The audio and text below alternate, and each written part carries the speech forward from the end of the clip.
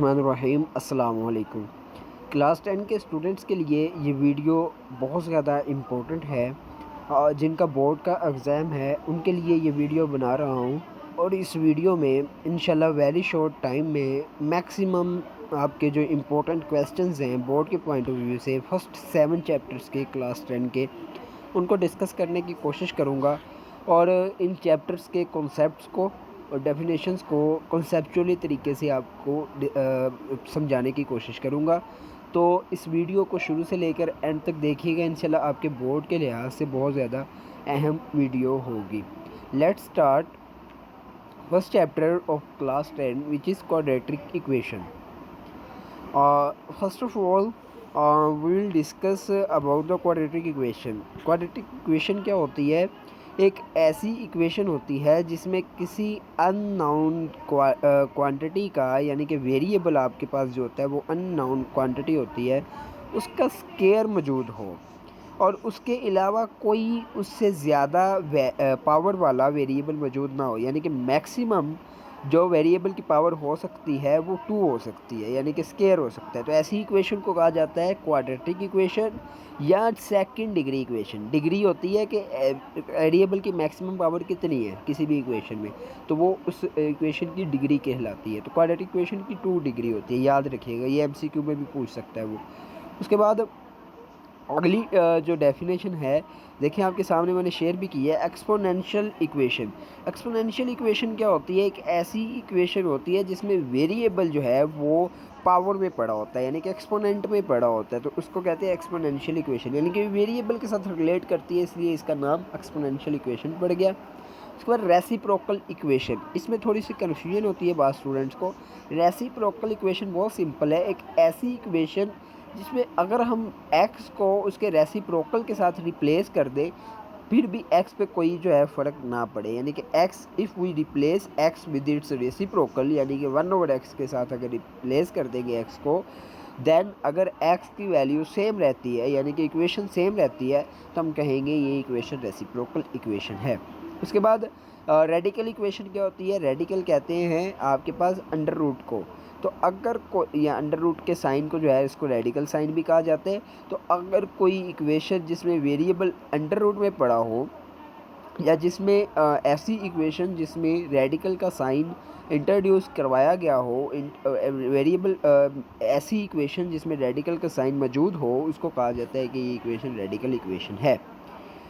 तो ये कुछ आपके पास डेफिनेशंस थी। इसके बाद कुछ फार्मूलाज आपको पता होने चाहिए। जैसे देखें आपके साथ जो मैंने शेयर किया है, इसमें समरी में देखें तो ये सारी चीज़ें जो है डिस्कस की गई है वहाँ पे, और बाद में क्वाड्रेटिक फार्मूला जो है सेकंड लास्ट पॉइंट जो है वो डिस्कस किया गया है। क्वाड्रेटिक फार्मूला क्या होती है कि अगर कोई क्वाड्रेटिक इक्वेशन आ जाती है इस फॉर्म में, उसको पहले हम चेंज करेंगे किसी भी इक्वेशन को, ax² + bx + c = 0। इसमें a b c की वैल्यू में पता चल जाएगी और फिर उसको हम क्वाड्रेटिक फार्मूला की मदद से बहुत जल्द सोल्व कर सकते हैं। वो क्या है? -b + -√b² - 4ac/2a। तो ये जो फार्मूला है इसकी मदद से हम वेरी क्विकली किसी भी क्वाड्रेटिक इक्वेशन को सोल्व कर सकते हैं। और क्वाड्रेटिक इक्वेशन को सोल्व करने के 3 मेथड होते हैं, वो इंशाल्लाह हम देखते हैं वन बाय वन। तो स्टार्ट करते हैं एक्सरसाइज नंबर 1.1। एक्सरसाइज नंबर 1.1 का वेरी फर्स्ट क्वेश्चन देखें। Right the following quadratic equation in the standard form and point of pure quadratic equation. Yes, जिस तरह से क्वाड्रेटिक इक्वेशन सिंपल है कि अगर कोई इक्वेशन जिसमें वेरिएबल मैक्सिमम जो है पावर x² रखता हो तो उसको कहते हैं क्वाड्रेटिक इक्वेशन। यहाँ पे बहुत ही सिंपल चीज़ है कि प्योर क्वाड्रेटिक इक्वेशन क्या होती है। एक ऐसी क्वाड्रेटिक इक्वेशन जिसमें सिर्फ़ और सिर्फ x² ही इन्वॉल्व हो, उसके अलावा कुछ भी इन्वॉल्व ना हो, यानी कि x भी इन्वॉल्व ना हो, तो ऐसी इक्वेशन कहा जाता है प्योर क्वाड्रेटिक इक्वेशन। यानी कि प्योरली जो है उसमें सेकंड डिग्री होती है, फर्स्ट डिग्री भी मौजूद नहीं होती, तो सेकंड डिग्री प्योरली जो है वो प्योरली क्वाड्रेटिक इक्वेशन कहलाती है। या एक ऐसी इक्वेशन जो है x² + bx + c = 0 की फॉर्म में लिखी हो, लेकिन उसमें b जो है वो 0 हो, तो इसको कहा जाता है प्योर क्वाड्रेटिक इक्वेशन। तो इसमें से हमने पॉइंट आउट करनी है कि which equations are the pure quadratic equations. So let's start.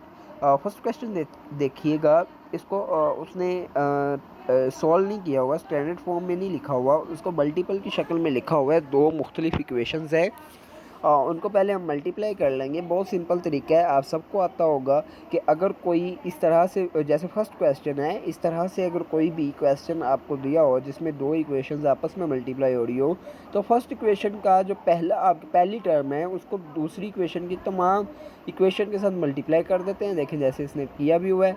फिर उसके बाद सेकेंड टर्म को तमाम इक्वेशंस के साथ, ये देखें जैसे इसने यहाँ पे किया भी हुआ है, तो उसको तमाम इक्वेशंस के साथ मल्टीप्लाई कर देंगे और फिर उसको अंदर मल्टीप्लाई करेंगे वन बाय वन, और लास्ट में आपके पास जो इक्वेशन बन जाएगी वो उनका मल्टीपल होगा। तो यहाँ पे जो फर्स्ट क्वेश्चन में इक्वेशन बनी है, ये देखिए क्वाड्रेटिक तो है, इसमें ए क्या है 1 है, बी क्या है 4 है और सी क्या है -14 है, लेकिन इसमें बी 0 नहीं है, तो ये क्वाड्रेटिक इक्वेशन है, प्योर क्वाड्रेटिक इक्वेशन नहीं है।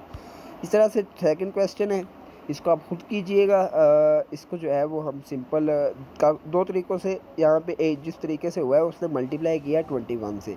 ये कैसे किया है, 21 से ही क्यों किया है, किसी और से क्यों नहीं किया, तो उसकी रीज़न ये है कि जब आपके पास जो बटे में आ जाती हैं इक्वेशंस, फ्रैक्शन में आ जाती हैं, तो फ्रैक्शन के नीचे वाली जो वैल्यूज़ होती हैं उनको आपस में मल्टीप्लाई करते हैं, जो जवाब आता है उसके साथ तमाम की तमाम टर्म्स को मल्टीप्लाई कर दिया जाता है। सेकंड तरीका ये है कि हम इसमें आपके पास क्या कर सकते हैं, एलसीएम लेकर भी इसको सोल्व कर सकते हैं।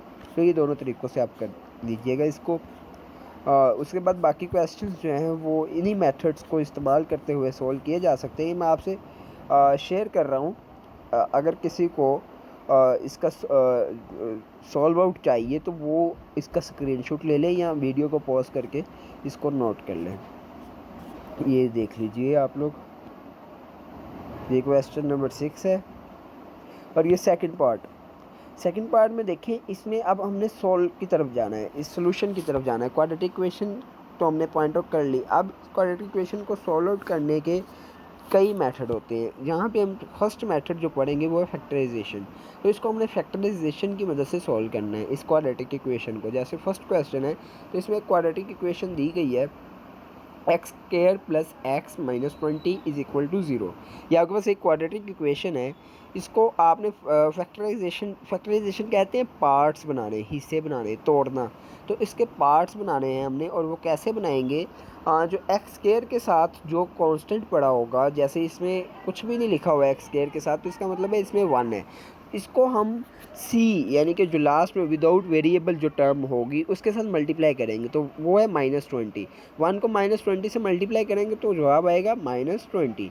अब -20 हमारे पास जवाब आया है, और हमने अब कोई ऐसे दो नंबर ढूंढने हैं जिनको मल्टीप्लाई करें तो -20 आए, और प्लस माइनस करें तो सेंटर वाली जो टर्म है हमारे पास इक्वेशन में, जो -x लिखा हुआ है, x को हमने नहीं देखना, जो -1 लिखा हुआ है, प्लस माइनस करें तो -1 आए। यानी कि फर्स्ट टर्म और थर्ड टर्म को मल्टीप्लाई करें तो जो जवाब आता है वो जवाब, अगर उन दोनों को ऐड करें तो वो दरमियान वाली टर्म जो है वो आए।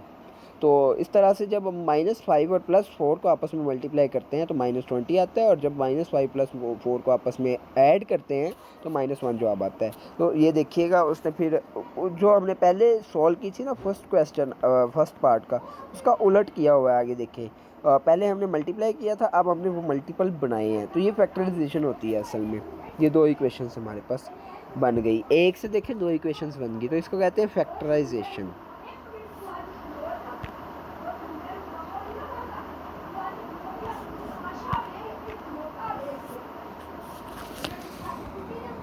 हम यहाँ पे उसका ऑपोजिट हुआ है, जैसे उसमें हमने मल्टीप्लाई किया था, इसमें हमने मल्टीपल बनाए हैं with the help of factorisation. तो फैक्टराइजेशन असल में यही होती है कि एक इक्वेशन दी हो उसकी ज़्यादा इक्वेशंस बना देना, यानी कि उसको तोड़ देना, हिस्सों में तोड़ देना। तो ये देखें, हमने एक इक्वेशन से दो हिस्से बना दिए, दो इक्वेशंस बना दी। तो इस तरह से फैक्टराइजेशन की जाती है। अब आपके पास बहुत सारी इक्वेशंस दी होंगी। दैट्स सेकंड क्वेश्चन में एक इक्वेशन दी हुई है, इसको सबसे पहले उसने देखें क्वाड्रेटिक इक्वेशन में चेंज किया है। 2y² + 5y = 0। इस क्वाड्रेटिक इक्वेशन में चेंज करके फिर उसने इसकी फैक्टराइजेशन कर दी। अब इसमें फैक्टराइजेशन उस तरह से नहीं हुई जिस तरह क्वेश्चन 1 में हुई थी, क्योंकि उसमें एक कांस्टेंट मौजूद था, इसमें कोई कांस्टेंट नहीं है। तो इसमें सिंपल हम कॉमन लेंगे। देखें दोनों में y कॉमन आ रहा है, तो y कॉमन आ गया, एक y हो गया अलहदा और एक इक्वेशन अलहदा होगी। तो इधर फैक्टराइजेशन बहुत सिंपल है। तो इस तरह से दो हम जो है ना y की वैल्यूज़ एंड पे निकाल लेंगे। वो फर्स्ट क्वेश्चन में भी निकाल लेंगे, उसने नहीं निकाली हुई, जैसे x+4 को एक दफ़ा 0 रखेंगे और एक दफ़ा x-5 को 0 रखेंगे। ऐसा हम इसलिए करते हैं क्योंकि देखिए कोई भी दो चीज़ें जब मल्टीप्लाई हो रही होती हैं और उनका जवाब ज़ीरो आ रहा होता है तो उन दोनों में कोई एक चीज़ लाजमी ज़ीरो होती है, ये कॉमन सी बात है। इस तरह से ही सारे क्वेश्चंस आपने सॉल्व करने हैं। सबसे पहले सिंपलेस्ट फॉर्म में आपने लेकर आनी है इक्वेशंस को, फिर उसके बाद जो है वो आपने उस पर फैक्टराइजेशन कर देनी है। सारी क्वेश्चंस इसी तरह सारी क्वेश्चंस हैं उस तरह। उसके बाद क्वेश्चन नंबर 3 देखें, solve the following equations bye completing square. Question number 3 में आपने इनको कंप्लीटिंग स्क्वायर की मदद से करना है। ये मेथड क्या है वो समझ लीजिए। कंप्लीटिंग स्क्वायर का मेथड ये है कि आपके पास इक्वेशन, क्वाड्रेटिक इक्वेशन में जो एक कांस्टेंट दिया होता है उस कांस्टेंट को आपने इक्वेशन की राइट साइड पर ले जाना है जिस साइड पे ज़ीरो लिखा हुआ है। जब उस साइड पे लेकर जाएंगे तो उसका साइन तब्दील हो जाएगा। फर्स्ट स्टेप ये है कंप्लीटिंग स्क्वायर का। उसके बाद सेकंड स्टेप क्या है कि एक्स स्क्वायर के साथ कोई अगर कांस्टेंट मौजूद है, जैसे इसमें 7 है फर्स्ट क्वेश्चन में, तो उसको रिमूव करने के लिए हम सारी इक्वेशन को उस कांस्टेंट के साथ डिवाइड करेंगे। जैसे इसने 7 के साथ डिवाइड किया है तो वो आपके पास सिंपल एक्स स्क्वायर आ गया है और इस तरह होना चाहिए, हमारे पास सिंपल एक्स स्क्वायर होना चाहिए। फिर उसके बाद जो एक्स वाली हमारे पास टर्म होगी उसमें जो कांस्टेंट है, जैसे इसमें कांस्टेंट एक्स वाली टर्म के साथ 2/7, तो 2/7 को हम सबसे पहले 1/2 के साथ मल्टीप्लाई करेंगे। 1/2 के साथ मल्टीप्लाई करने के बाद जो जवाब आया उसको हम ऐड कर देंगे दोनों साइड्स पे इक्वेशन की। तो 2/7 को जब हम 1/2 से मल्टीप्लाई करते हैं तो जवाब में हमारे पास 1/7 आता है। तो देखिए 1/7 को उसने दो राइट साइड और लेफ़्ट साइड दोनों साइड्स पे मल्टीप्लाई कर दिए। ये तीसरा और लास्ट स्टेप था। यहाँ पे आपके पास कंप्लीटिंग स्क्वायर के जो स्टेप्स हैं वो कंप्लीट हो जाते हैं। फर्स्ट स्टेप क्या था कि कांस्टेंट को दूसरी साइड पे ले जाना है। फिर सेकंड स्टेप है अगर एक्स स्क्वायर के साथ वेरिएबल पड़ा हुआ है तो उस वेरिएबल पर सॉरी कांस्टेंट पर तमाम इक्वेशन को डिवाइड कर देना है। तीसरा स्टेप क्या है कि आपने एक्स वाली टर्म के साथ जो कांस्टेंट पड़ा हुआ है उसको 1/2 के साथ मल्टीप्लाई करके उसका स्क्वायर दोनों साइड्स पे ऐड कर देना है। और लास्ट में जब आपके पास एक साइड जो लेफ़्ट साइड होगी उस साइड पे देखिएगा कि आपके पास a² + 2ab + b² वाली फॉर्म बन रही होगी, तो उसको हम a + b का होल स्क्वायर लिख सकते हैं और इस तरह से हम इक्वेशन को सॉल्व करेंगे। लास्ट में हम स्क्वायर रूट ले लेंगे दोनों साइड्स पे। उस साइड के जो इक्वेशन वाला स्क्वायर रूट है वो कैंसिल हो जाएगा। दूसरी साइड वाला अगर कोई परफेक्ट स्क्वायर है तो वो हम लिख लेंगे उसको, अगर नहीं है तो जैसे देखें 49 नीचे वाला जो है वो परफेक्ट स्क्वायर था डिनोमिनेटर, लेकिन न्यूमिनेटर जो है परफेक्ट स्क्वायर नहीं है, तो वो उसका जब सॉल्व करते हैं 2√2 निकलता है, उसको लिख लिया और x की इस तरह से हमारे पास दो वैल्यूज़ निकल आएंगी। This is the method of solving the quadratic equation by the help of completing square. तो इसी तरह से ये सारे क्वेश्चंस होने हैं, आप इनको देखिएगा, बहुत सिंपल है। उसके बाद जो अगला पार्ट होगा वो हमारे पास होगा क्वाड्रेटिक फार्मूला एक्सरसाइज 1.2 में। 1.1 सिर्फ यहाँ तक थी, 1.2 में है क्वाड्रेटिक की फार्मूला। जो हमने अभी पढ़ा था क्वाड्रेटिक फार्मूला, ये बहुत आसान है, बहुत ज़्यादा आसान है, इससे आपको बिल्कुल कंफ्यूज होने की ज़रूरत नहीं है। इसमें सिंपल आपके पास एक इक्वेशन होगी, उस इक्वेशन में आपने a b c की वैल्यू मालूम करके उसको क्वाड्रेटिक फार्मूले में पुट करनी है। डेट्स एवरीथिंग, सारा काम यही है। जैसे देखिए फर्स्ट क्वेश्चन है, इसमें एक इक्वेशन दी हुई है लेकिन ये क्वाड्रेटिक इक्वेशन की फॉर्म नहीं बन रही, ax² + bx + c नहीं बन रहा, तो इसको पहले हम उस फॉर्म में थोड़ा सा अरेंज कर लेते हैं। जैसे देखिए 7x लेफ्ट साइड पे पड़ा है तो उसको राइट साइड पे पड़ा है उसको लेफ्ट साइड पे ले आते हैं, तो उधर प्लस का है इधर आके माइनस का हो जाएगा, तो ये आपके पास -x² - 7x + 2 बन जाएगा। अब देखिए फर्स्ट टर्म के साथ माइनस है तो हम क्या करेंगे, माइनस सब में कॉमन ले लेंगे, दोनों साइड पे माइनस से मल्टीप्लाई करेंगे, तो 0 तो माइनस से मल्टीप्लाई होकर फिर 0 ही रहेगा, तो उस साइड का माइनस ख़त्म होके x² + 7x - 2 ये हमारे पास देखिए अब क्वाड्रेटिक इक्वेशन की शक्ल में आ गई है। अब इसको ax² + bx + c वाली इक्वेशन के साथ कंपेयर करेंगे। a हमारे पास क्या निकल रहा है 1, b क्या निकल रहा है 7, c क्या निकल रहा है -2। उसको क्वाड्रेटिक फार्मूला में पुट आउट करेंगे और हमारे पास x की दो वैल्यूज़ निकल आएंगी। This is the method of solving the quadratic equations with the help of quadratic formula.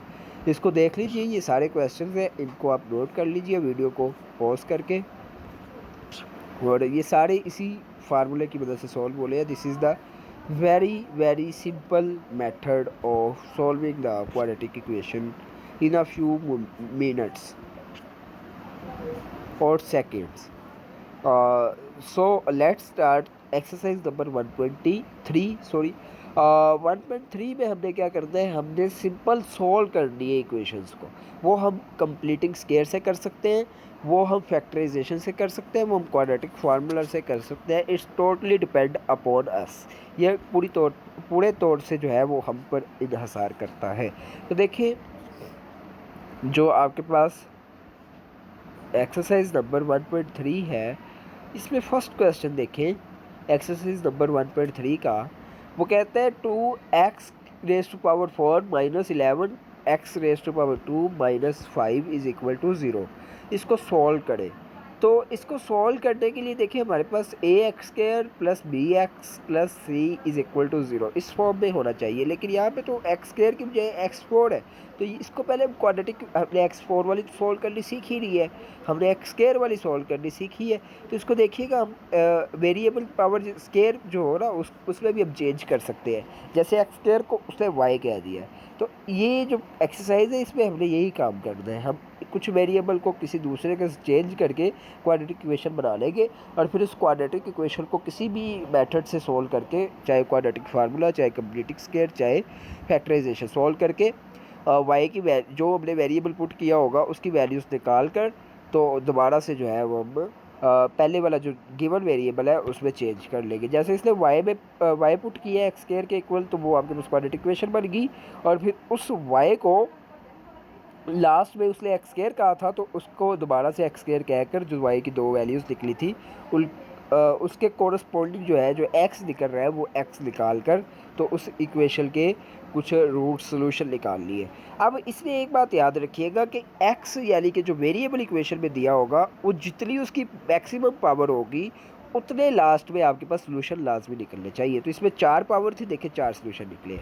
बाकी क्वेश्चन भी इसी तरह है, बहुत सिंपल है। जैसे थर्ड क्वेश्चन है, तो इसमें वाई को आपको लेट करना पड़ेगा 1/4 के बराबर। जब आप वाई को 1/4 के बराबर लेट करेंगे और दोनों साइड्स पे स्केल लेंगे, तो वाई का स्केल निकल आएगा 1/2 के बराबर। तो इस तरह से आप इनको देखिएगा, बहुत सिंपल है। अगर आपको बेसिक मेथड समझ आ जाता है तो आप कोई भी इस तरह की इक्वेशन सॉल्व कर सकते हैं। और ये सारे क्वेश्चन आप ज़रूर कीजिएगा फॉर योर प्रैक्टिस।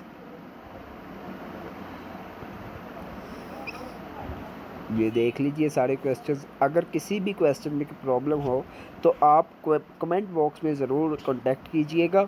इंशाल्लाह I will try to solve your problem as soon as possible.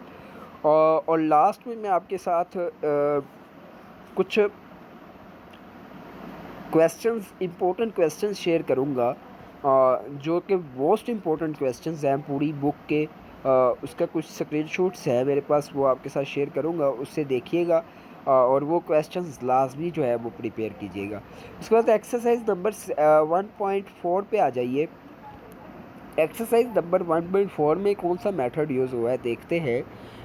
इसमें देखिए फर्स्ट क्वेश्चन जो है, इसमें रेडिकल इक्वेशंस का इस्तेमाल किया गया। रेडिकल इक्वेशंस हमने स्टार्ट में देखी थी क्या होती है, तो इसमें रेडिकल इक्वेशंस आई हैं। अब रेडिकल इक्वेशन को सॉल्व करने का तरीका ये होता है कि हमने एक साइड पर पूरी की पूरी रेडिकल इक्वेशंस को ले जाना होता है, चाहे लेफ्ट साइड पे चाहे राइट साइड पे। तो इसमें तो पहले ही एक साइड पे मौजूद है, तो दोनों साइड्स पे स्केल ले लेंगे। जब स्केल लेंगे तो एक रेडिकल वाला साइड ख़त्म हो जाएगा, और दूसरी साइड पे स्केल ओपन कर लेंगे तो हमारे पास क्वाड्रेटिक इक्वेशन बन जाएगी।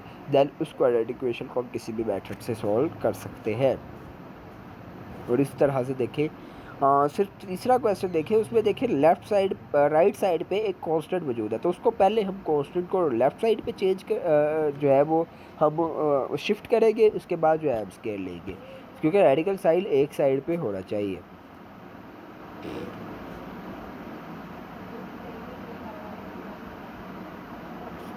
ये देखिए सर, क्वेश्चन नंबर 5 जो है, यहाँ पे थोड़ा सा चेंज हो रहा है मेथड।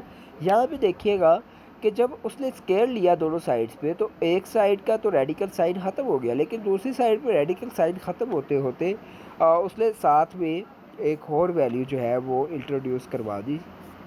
देखिएगा कि जब लेफ़्ट साइड का रेडिकल साइन ख़त्म हुआ, a square plus b square plus 2ab वाला फार्मूला लगाया तो वहाँ पे एक और रेडिकल आ गया। अब उस रेडिकल साइन को ख़त्म करने के लिए हम क्या करेंगे, हमें दोबारा से दोनों साइड्स पे स्क्वायर लेना पड़ेगा और दोनों साइड्स पे स्क्वायर लेने के लिए हमें बाकी टर्म्स को दूसरी साइड पे शिफ्ट करना पड़ेगा। तो उसने ऐसा ही किया, जब दूसरी साइड पे शिफ्ट किया और फिर दोबारा स्क्वायर लिया तो देखिए दोनों साइड्स पे स्क्वायर एट द एंड ख़त्म हो गया और आपके पास लास्ट में एक क्वाड्रेटिक इक्वेशन बन गई और उस पर सिंपल क्वाड्रेटिक फार्मूला लगाकर उसको सॉल्व आउट कर लिया गया। तो ये आपके पास बहुत ही सिंपल फार्मूला तरीक़ाकार है और लास्ट में देखिए उसको चेक भी किया गया है। तो चेक करने का क्या मेथड है कि जो इक्वेशन आपको गिवन हो और एक्स की जो आपके पास सोल्यूशन लिख रहा हो उसको गिवन इक्वेशन में एक्स की जगह पे पुट करें। अगर लेफ़्ट साइड और राइट साइड बराबर आए तो इसका मतलब आपका सोल्यूशन सही है और अगर बराबर ना आए तो इसका मतलब आपका सोल्यूशन सही नहीं है। हाँ, कुछ मरतबा ऐसा भी होता है कि एक्स जो है वो आपके पास सही नहीं निकल रहा होता, वो इमेजिनरी निकल रहा होता है। इस तरह से जो है ना वो आपने चेक ज़रूर करना है। और क्वेश्चन नंबर 6 भी सेम इसी मेथड से है, क्वेश्चन नंबर 7 भी, क्वेश्चन नंबर 8 भी, क्वेश्चन नंबर 9 भी। हाँ, क्वेश्चन नंबर 9 में एक नई चीज़ इंट्रोड्यूस करवाई गई है।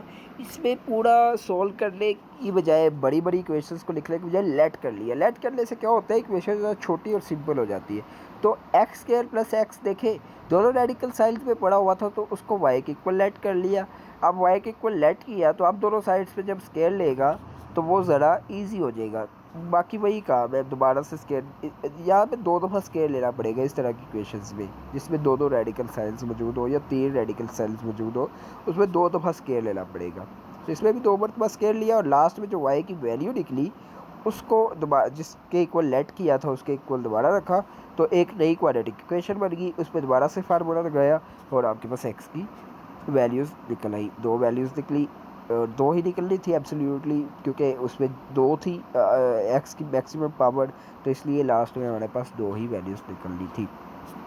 और नो डाउट कि ये क्वेश्चंस थोड़े से लेंथी ज़रूर हैं और लास्ट में आपको चेक भी करने पड़ते हैं, but it's very interesting and very easy questions और ये सेम मेथड यही यूज़ होना है। उसके बाद एक छोटी सी एक्सरसाइज है, एमसीक्यूज़ आप देख लीजिएगा, बहुत ही सिंपल से एमसीक्यूज़ हैं। तो ये आपके पास था चैप्टर नंबर 1। इसके बाद मैं वन बाय वन तमाम चैप्टर्स जो है वो आपके साथ शेयर करूँगा। मुझे उम्मीद है कि आपको इस चैप्टर की अच्छे से समझ आ गई होगी और आप इसको जो है वो पूरी वीडियो को अच्छे तरीके से देखिएगा। इंशाल्लाह तमाम प्रॉब्लम जो है वो इससे रिलेटेड सॉल्व हो जाएंगी और मैं इंशाल्लाह कोशिश करूँगा कि इसके बाद सीरीज़ में जो है वो बाकी इम्पोर्टेंट चैप्टर्स भी डिस्कस करूँ। तो अपना बहुत सारा ख्याल रखिएगा और इसको